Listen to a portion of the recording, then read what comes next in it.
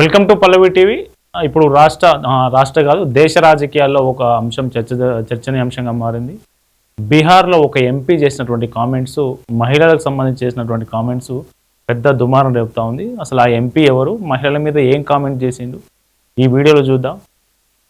ఈ వీడియోలో కనిపిస్తున్న ఆయన పేరు పప్పు యాదవ్. బీహార్లోని పూర్ణియా నియోజకవర్గం, ఏదైతే పార్లమెంట్ నియోజకవర్గం ఉంటుందో అక్కడ నుంచి ఎంపీగా ఉన్నారు. ఇండిపెండెంట్ ఎంపీ, అంటే ఏ పార్టీతో సంబంధం లేదని చెప్తా ఉంటారు. కానీ గతంలో ఈయన 2015లో జన అధికార పార్టీ అని ఒక పార్టీ స్థాపించిండు. ఆ పార్టీ ఫౌండర్ ఈయనే. 2024లో ఆ పార్టీని కాంగ్రెస్లో మెర్జ్ చేసిండు. ఆ తర్వాత నుంచి ఇండిపెండెంట్ అనే చెప్తా ఉన్నారు. ఇప్పటికి 2-3 సార్లు ఎంపీగా వివిధ చోట్ల నుంచి కంటెస్ట్ చేసి గెలిచిండు. సో ఈయనే తాజాగా చేసినటువంటి, అంటే నిన్న చేసినటువంటి కామెంట్స్ వైరల్ అవుతా ఉన్నాయి. ఆయన ఏమన్నాడు అంటే విందాం ఆయన మాటలు. महिलाओं पर गिद्ध दृष्टि किसकी है? अमेरिका से लेकर के भारत तक नेताओं की। बिना नेता के रूम के बगैर ఈ ముందేమన్నాడంటే అమెరికా నుంచి భారత్ వరకు నాయకుల దృష్టి మొత్తం మహిళల మీదనే ఉంటుంది, మీదనే ఉంటుంది అనేది చెప్తా ఉన్నాడు. ఆ తర్వాత ఏమంటున్నాడంటే दृष्टि किसकी है? अमेरिका से लेकर के भारत तक नेताओं की। बिना नेता के रूम के बगैर 90% महिलाएं राजनीति कर ही नहीं सकती।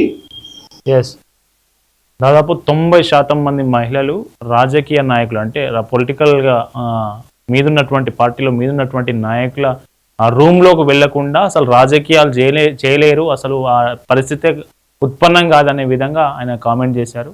అంటే మహిళల మీద ఎట్లాంటి లైంగిక వేధింపులు, ఎట్లాంటి అణచివేత కొనసాగుతుంది అనేది చెప్పే అర్థంలో ఆయన చెప్పారు.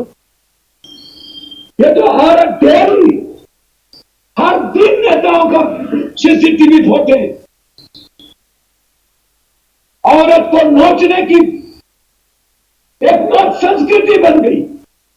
स्कूल जाओ बेटी का शोषण, कॉलेज जाओ रैगिंग के नाम पर शोषण, ऑफिस जाओ तब शोषण, कहीं भागीदारी नहीं। एबीईबीसी कहीं पर कोई। సో ఎక్కడికి వెళ్ళినా కానీ స్కూల్లో పోయిన అమ్మాయిల మీద, కాలేజీలో పోయిన బాలికల మీద, అమ్మాయిల మీద, అట్లాగే ఆఫీస్లో కూడా మహిళల మీద ఇట్లాంటి వేధింపులు నడుస్తూనే ఉన్నాయి అనేది కామెంట్ చేశారు. అయితే మొన్న 3 రోజులు ప్రత్యేక పార్లమెంట్ సమావేశాల్లో బిల్లు ప్రవేశపెట్టారుగా, రాజ్యాంగ సవరణ 131 రాజ్యాంగ సవరణ, అట్లాగే మహిళా రిజర్వేషన్ బిల్లుకు సంబంధించి. సో ఆ బిల్లు సందర్భంగా కూడా ఈయన పార్లమెంట్లో కొన్ని వివాదాస్పదమైన కామెంట్ చేశారు. ఏం చేశారంటే మహిళల గౌరవం గురించి మాట్లాడే వాళ్ళు మనం మాట్లాడకూడదు, ఎందుకంటే దాదాపు 700 మంది పార్లమెంట్ చరిత్రలో 755 మంది మీద లైంగిక వేధింపుల ఆరోపణలు ఉన్నాయి. అందులో దాదాపు 155 మంది మీద ఛార్జ్ షీట్లు దాఖలైనవి. సో ఎక్కువ మంది లైంగికంగా మహిళలను వేధిస్తున్న వాళ్ళలో ఫస్ట్ రాజకీయ నాయకులే ఉంటున్నారు, పొలిటీషియన్లే ఉంటున్నారు. దేశంలో ఎక్కడైనా ఒక మహిళ లైంగిక వేధింపులకు గురైతే దాని వెనుక ప్రత్యక్షంగా పరోక్షంగా పొలిటికల్ లీడర్లే ఉంటున్నారు అనేది ఈయన కామెంట్ చేశారు. అట్లాగే దాదాపు 70% మంది పొలిటికల్ లీడర్స్ మొత్తం పోర్నోగ్రఫీ చూస్తారు, అశ్లీల వీడియోలు చూస్తారు అనేది ఈయన కామెంట్ చేశారు.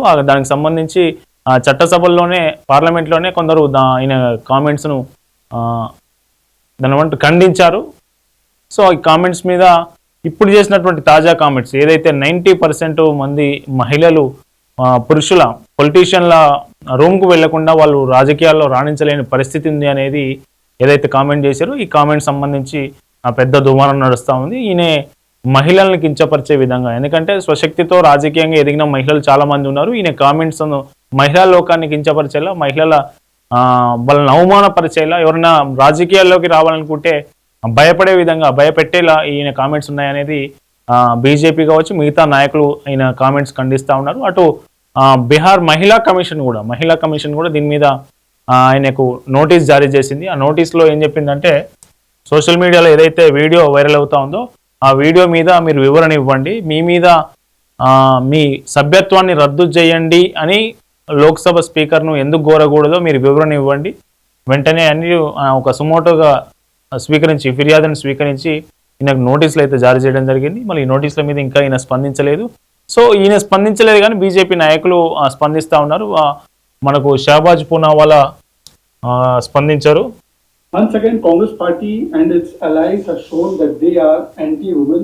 Not only have they voted against women's reservation, but Pappu Yadav, who is very close to Rahul Gandhi, who is close to Congress, who supports Congress, has made the most derogatory, misogynistic and vile statement against women in politics. He has said that 90% of women who are in politics can't do politics without going into the room of a man. This is the most disgusting comment.